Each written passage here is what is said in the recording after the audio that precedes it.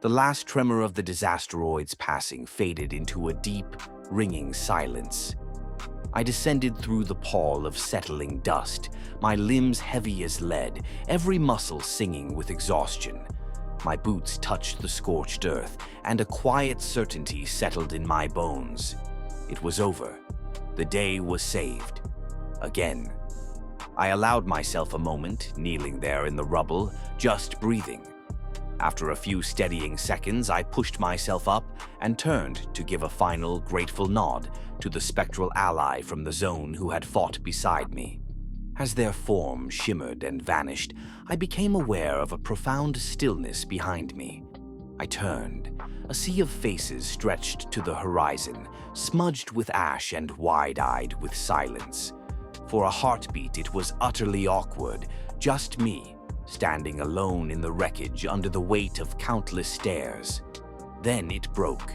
A roar of cheers erupted, a physical wave of sound that rolled over the crater.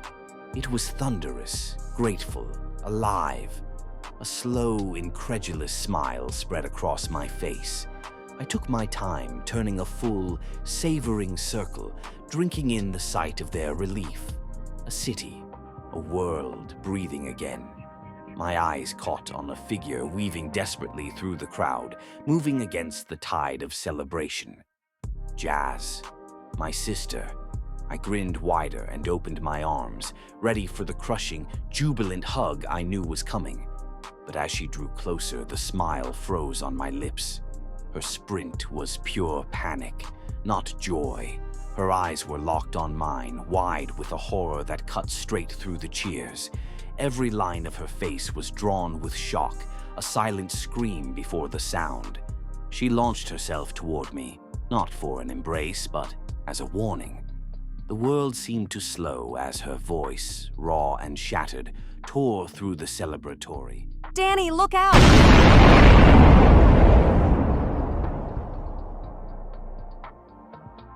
The world came back in fragments. First, the muffled ringing in my ears. Then, the gritty taste of dust and plasma. I pushed myself up from the ground, my head swinging. My body is playing a symphony of aches and pains. The cheering had died down and was replaced by low-volume murmurs. I scanned all of their faces. Some looked sad, some looked concerned, but in a sense everyone seemed okay. Then I saw it. A few meters away, a shape of a woman laying in a red circle. My vision is completely blurred, my steps unsteady as I run forward towards the body. Each footstep felt like an eternity. As I got closer, I noticed the person was wearing a familiar colored jacket, and they have a cascade of auburn hair. So I flip over the person so that they will be facing upward instead of having them face deep in the snow. Then, silence. A perfect, vacuum silence swallowed every sound from the world. My breath vanished from my lungs. Jazz. Her name was less than a whisper, a ghost of a word torn from a place deeper than breath.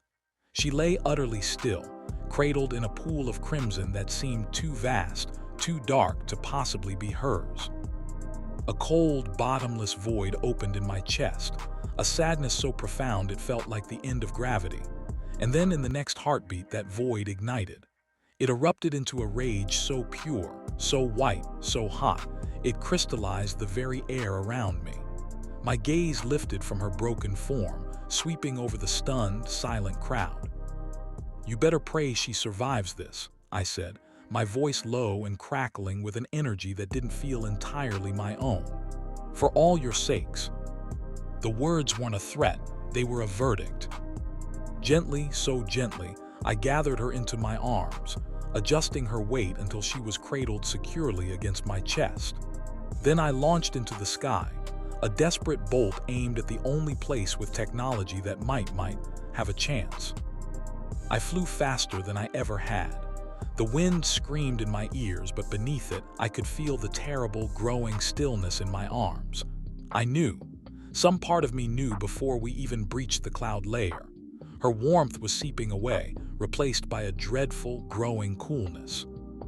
Just as the Gothic spires of Vlad's mansion pierced the horizon, I felt it. A subtle sigh, a release. Not a sound, but a sensation, a faint, spectral breeze that seemed to whisper right through my core, the fragile tether that Cass holding me together for so many years is now gone. I landed on the marble steps with a force that cracked them, my knees buckling slightly under the weight of the truth. As if choreographed by a cruel fate, the massive oak door swung inward. The day had been pleasant, a civilized breakfast at 5, followed by productive paperwork. A rare, reflective mood had settled upon me. The chaos with the disasteroid had stirred an inconvenient thread of remorse. I needed to address things with the boy. I opened my office door and walked to the grand foyer, my mind drafting conciliatory phrases. I pulled the front door open, and there he was. "Oh, little badger, I was just coming to."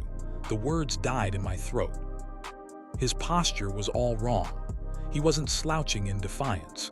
He was carved from stone, his head bowed under an invisible yoke.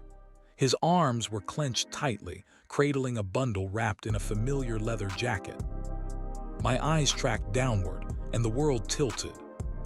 A shock of auburn hair covering her already paled skin, and her still hand rests neatly on the boy's shoulder.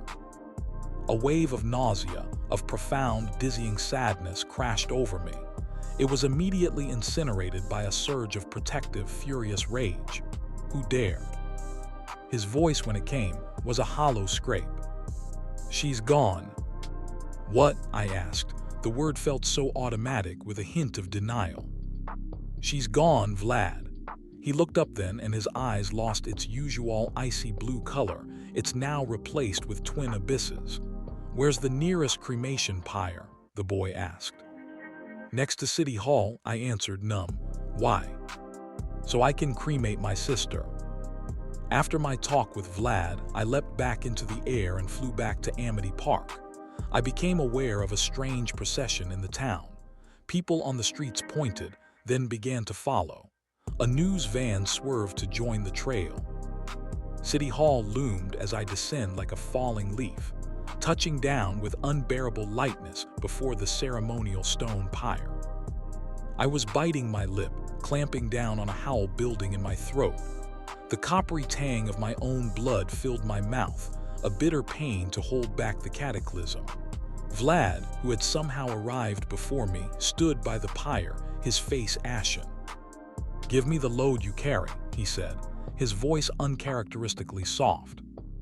"It is not a load," I replied, the words trembling with fury and grief. "She's my sister, Vlad." A ripple of muffled sobs came from the gathered crowd. Their faces were portraits of shared shock and helpless sorrow. I placed her gently on the bed of woven timber. I stepped back. The attendant, with a look of deepest pity, touched a torch to the base. Flames, gold and orange, danced around her first. They caressed the edges of the sticks, curled upward, and then, with a soft whoosh, embraced her fully. I stood and watched. Minutes bled into hours. The sun tracked across the sky. The crowd eventually dispersed until it was just me, Vlad, and the whispering, consuming fire. As I watched the smoke carry my sister into the indifferent sky, my heart didn't break. It turned to stone, then to ice, then to forged steel. In the heart of those flames, I made two vows, silent and absolute. My parents, with their blind zeal and their lethal inventions, had created the world that killed her. They would answer for it. And anyone who dared to stand between me and that justice would burn next.